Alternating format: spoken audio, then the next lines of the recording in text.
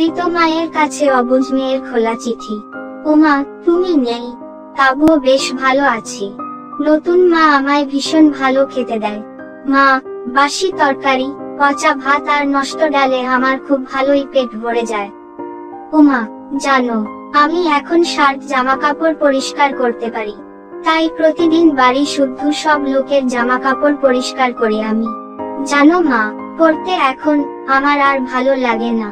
আমার এখন আর কোন বই নেই, আমার এখন কোন খাতা নেই, কলম নেই, নেই কোন স্কুল ব্যাগ। জানো মা, আমার নতুন ছোট ভাইও আমায় প্রায় লাথি মারে। আমায় ভীষণ ভালোবাসে তাই মা, ওকে আমি প্রতিদিন জুতো মোজা পরিয়ে দেই। মাঝে মাঝে ওর বন্ধুদেরও পড়াই, এতে আমার খুব আনন্দ হয় মা। তোমার দেয়া খাট বিছানাটায় এখন ভাই ঘুমায়, ওর খুব পছন্দের খাট ওটা। আমার কথা ভাবছো মা, আমি সিঁড়ির নিচে মাদুর পেতে ঘুমাই, আমার একটুও কষ্ট হয় না। মা জানো, ঈদ এলে আমি পুরনো কাপড় পাই, সেই কাপড়ে তোমার মেয়েকে রাজকুমারী দেখায় মা, যে কিনা এক রাজহীন রাজকুমারী। মা জানো, বৃষ্টি হলে মেঘ ডাকলে আমি আজও ভয় পাই।